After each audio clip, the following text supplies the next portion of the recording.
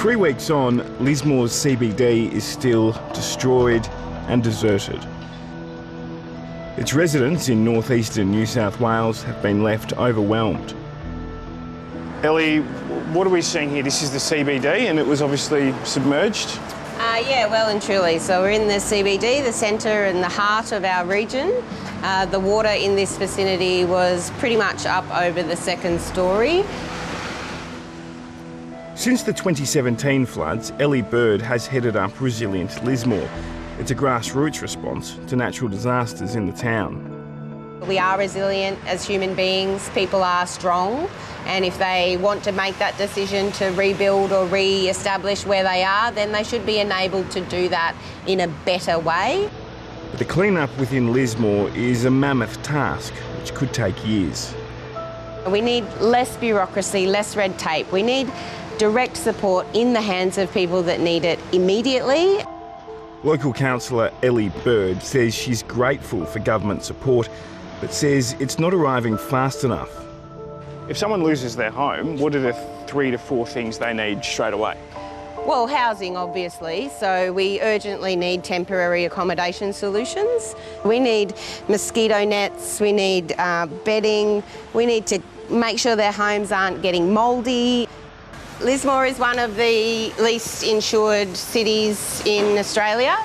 Obviously the risk is really high, so many people who live in the flood zone don't have flood insurance because the premiums are out of reach. Yeah. What was that rain like? State Labor MP Janelle Saffin has gone further and says the federal government's financial response has not been adequate. We need the federal treasurer to open the checkbook, and I call it our checkbook.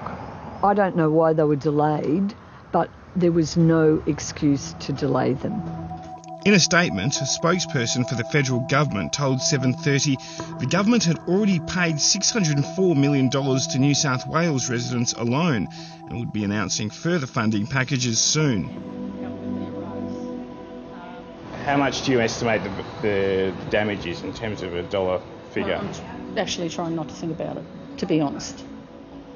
Carol Quilty runs the local pub. She says she's been granted $50,000 of disaster relief from the federal government, but she says that will barely cover the cost of demolishing her business, which was completely destroyed. We're just husband and wife team. We've done quite well to get to the stage, but to recover is probably, it may not be possible. Because her business lies in a flood zone, insurance premiums are a staggering $150,000 a year. She believes the government should be exploring alternatives for businesses like hers. I feel the insurance company hasn't really stepped up in this case. I feel that if you make a choice to live in a flood-prone area, you need to pay a little yourself. We need to pay in some way, some sort of levy for disasters. Insurance is one of the main predicaments here in Lismore. Because most people and businesses by the river aren't insured, it means they're relying on state and federal governments to help them financially and effectively rebuild the town. It's pretty tough at the moment. Marilyn Scofield has home and contents insurance, but was quoted $40,000 to add flood cover, which she says she couldn't afford. Her home is completely destroyed.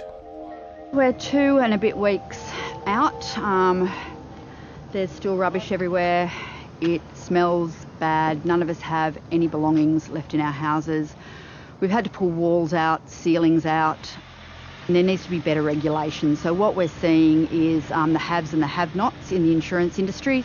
We've all got the right to live somewhere. This is a very close-knit community. None of us have got a lot of money. We don't own a lot of stuff. That's what I own there. And we can't afford to live anywhere else, nor do we want to leave our communities. Lismore has always been flood prone, but residents have often quarrelled over how to protect the town. The flood levy, an 11-metre wall protecting residents from rising water, was built after a flood in 1989. It was only ever meant to be a temporary fix. The recent flood exceeded the wall by 3 metres.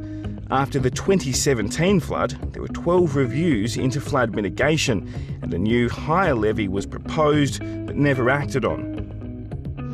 The whole town's been flooded since I've been here about 4 or 5 times. Bill Morehouse was formerly Lismore's head civil engineer, and for decades he pushed for greater flood mitigation strategies. He believes a levy isn't the answer. The only way you can actually get a levy that's going to work is to combine it with some major dams upstream so that they have some flood storage in them to mitigate some of the flood out before it gets down here.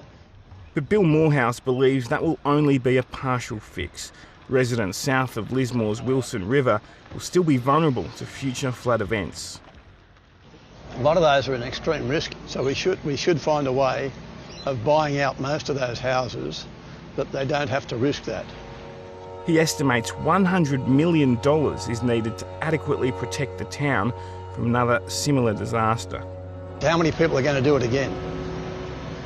Not too many? Not too many. You've got the will to do it again, or the money.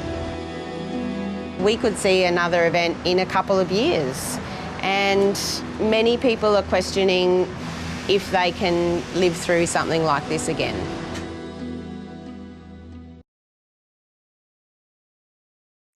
Hi, I'm Lee Sales. Thanks for watching this story.